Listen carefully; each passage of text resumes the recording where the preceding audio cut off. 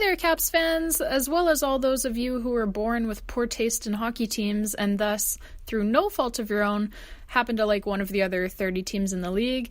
I just wanted to quickly talk to you guys about the trade deadline, which passed us by at 3 o'clock Eastern time this afternoon.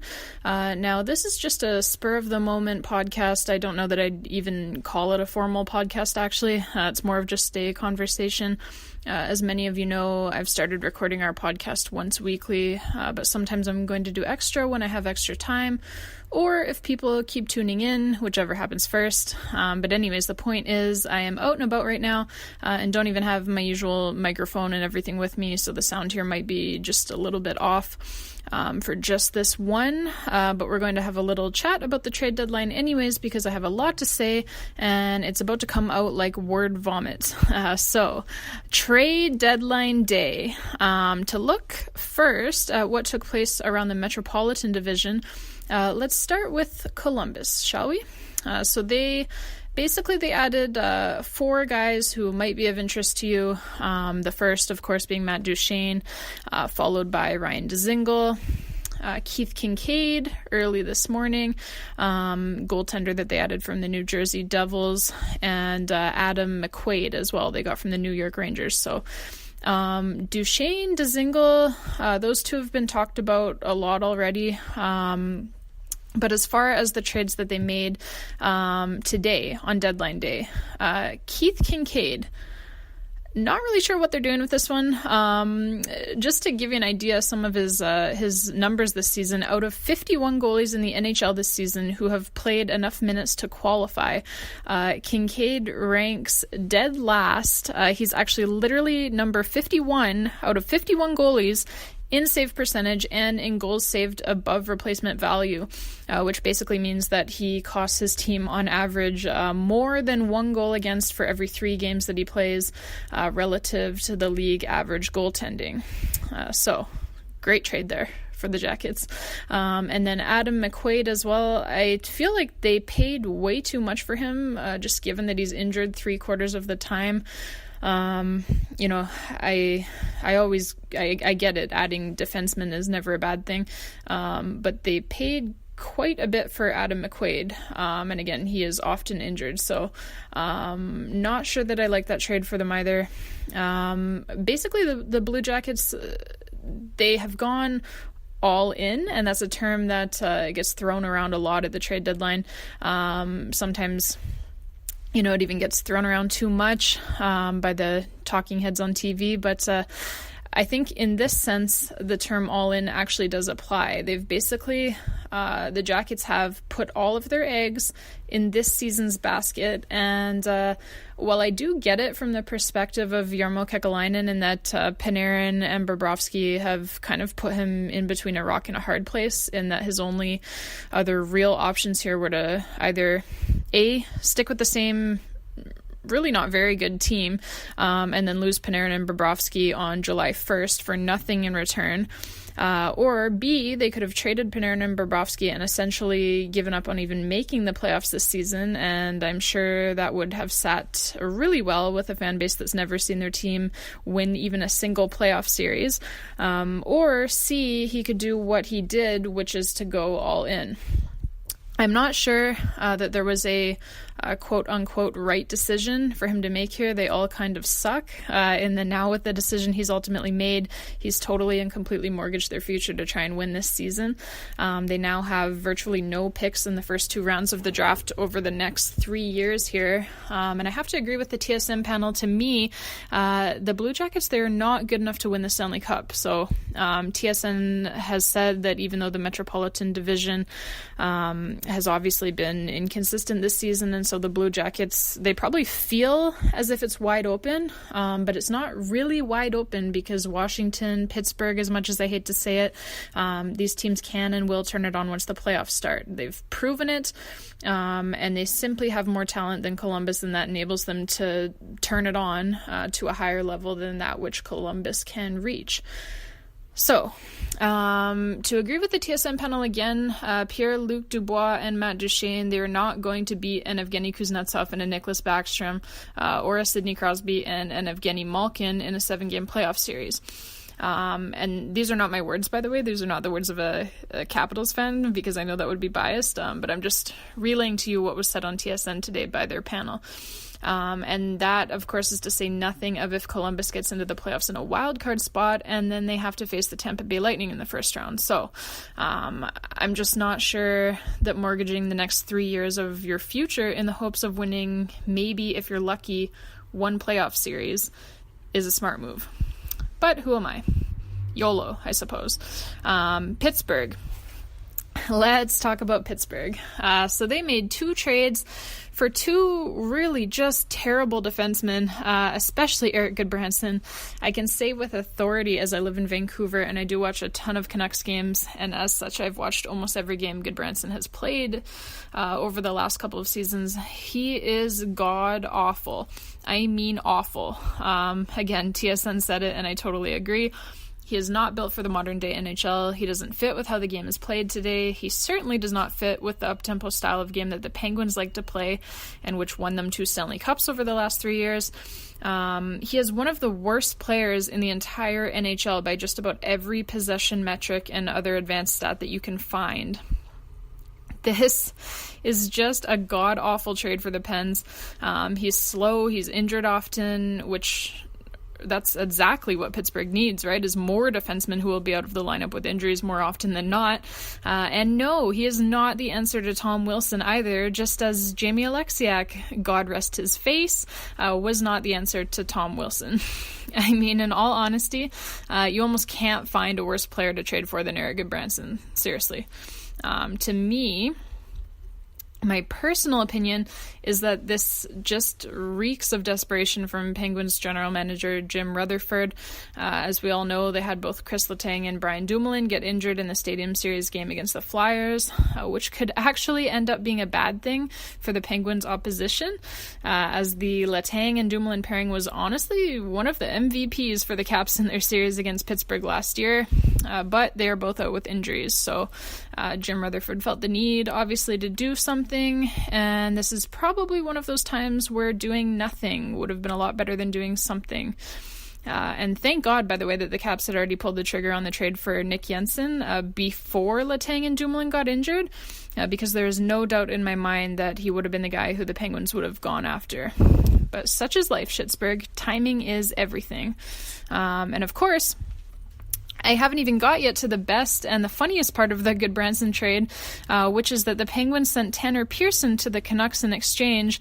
Tanner Pearson, who they had originally acquired in exchange for Carl Hagelin. So essentially, when you unwind this whole tangled ball of yarn here, what we have is that the Caps would not have been able to acquire Carl Hagelin if not for the Penguins making a whole mess of ill-advised moves and ending up sticking themselves with Erik Goodbranson. I love it. So I hate to say it, Penguins fans, but who am I kidding? No, I don't. I love saying it. This is a bad trade for Pittsburgh. Chris Weidman was the other defenseman that they got, which again, hard to see him making a positive impact. Sticking with the Metropolitan Division, the New York Islanders did absolutely nothing, which, to be fair, maybe they just didn't want to mess with the chemistry they have right now. But still, I think they probably could have used some type of scoring help, given that they're currently 23rd in the league in goals scored. But again, who am I? The Rangers, of course, first before deadline day, they traded Matt Zuccarello to the Dallas Stars. Which, if you haven't heard, by the way, horrible luck for the Stars on that one, as Zuccarello played in his first game with the Stars yesterday. He got a goal, an assist, and a broken arm. So he is expected to miss at least 4 weeks. Just brutal luck for the Dallas Stars on that one. The Rangers also, as we talked about, they traded Adam McQuaid to the Blue Jackets, and they got quite a good return for McQuaid. And they traded Kevin Hayes to the Winnipeg Jets. So with that, let's move on to some of the teams in the other divisions across the league. Might as well start with the Central Division. The Winnipeg Jets, like I said, they add Kevin Hayes. They get Matt Hendricks back as well, which we as Caps fans, of course, we loved Matty Hendricks when he was in Washington, and that's a good add for them. They got Nathan Beaulieu from the Sabres, adding a little bit of defensive depth there, and they swapped fourth liners with the Leafs as well, sending Nick Petan to the Maple Leafs in exchange for Par Lindholm. But of course, the big one here is Kevin Hayes. He's a big forward. He's got 42 points in 51 games this season. He was actually number 3 on TSN's trade bait list, behind only Mark Stone and Wayne Simmons for deadline day, and he should help the Jets a lot. And again, sticking with the Central Division, the Nashville Predators, I definitely want to talk about. I think, in my opinion anyways, the Nashville Predators had the best deadline day of anyone. As first, they trade Kevin Fiala to the Minnesota Wild for Mikael Granlund. Granlund is a great player. In fact, our old friend Bruce Boudreau, he had called Granlund the Wild's best all-around player on many occasions. And Smashville, they weren't done yet either. They also, just under the wire of the 3 p.m. Eastern Time deadline, and I do mean just under the wire, the trade came in at 2:57 p.m. They were able to pry Wayne Simmons away from the Philadelphia Flyers. And I am excited for Predators fans because David Poile has done an amazing job, just as he always does. And Simmons especially is a guy who he gives them a big body to match up against, particularly against the bigger Winnipeg Jets, as it seems like it's pretty much a foregone conclusion that those two teams are going to meet in the playoffs again this season. And he should also tremendously help a power play, which currently sits 31st in the NHL out of 31 teams. 31st in the NHL, Nashville. I know, it doesn't sound right, because the Predators are, of course, such a great team. They've been a great team for a long time. They're a great team again this season, and they have guys like PK Subban and Roman Josi and Ryan Ellis on the back end, and of course Philip Forsberg, who us Caps fans know all too well, and Victor Arvidsson, Ryan Johansson, etc., etc., etc., playing up front. But their power play has been terrible, and Wayne Simmons since 2011, he is second in the entire NHL in power play goals with a whopping 90 goals with the man advantage. That's second only to the Capitals' Alex Ovechkin, who has just a ridiculous 141 power play goals over that same span. But I mean, to be fair, it's not really fair to compare anyone to Alex Ovechkin when it comes to goal scoring. So why don't we just say that Simmons is really, really, really good at scoring goals on the power play, which is an area that the Predators desperately need some help. So that should be a great fit for the Preds. They're hoping, obviously, to go deeper in the playoffs this season. That should help them. And as we move along, the Pacific Division, the big one, the biggest one of the day probably, the Vegas Golden Knights, like I said, was probably perhaps the biggest single trade of the day. I'm not saying that they had the best day overall as a team or as a franchise, but probably with the biggest single trade of the day, they get Mark Stone from the Ottawa Senators in exchange for what I would call an A-plus prospect in 19-year-old defenseman Eric Brandstrom, as well as forward Oscar Lindberg and a second-round pick in 2020.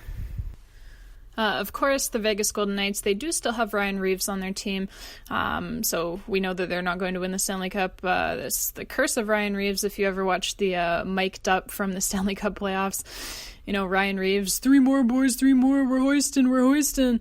Curse of Ryan Reeves, they're not going to win anything. So as we continue along, the Vancouver Canucks, we already talked about them moving Eric Goodbranson to the Pittsburgh Penguins. That's a good move for the Canucks, one that I know Canucks fans are very happy with. But the goodwill from the fans for that move from general manager Jim Benning was extremely short-lived, as the Canucks then send 21-year-old prospect Jonathan Dallin to the San Jose Sharks in exchange for Linus Karlsson. I think probably Jim Benning must have thought he was getting the other Karlsson from the San Jose Sharks in this deal, because that is the only way that it would make sense. This one Really just doesn't make any sense to me.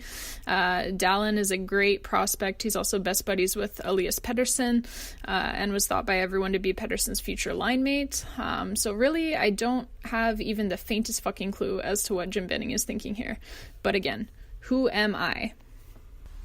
And finally, we move on to the Atlantic Division, which was kind of eerily quiet in terms of bigger moves on this deadline day.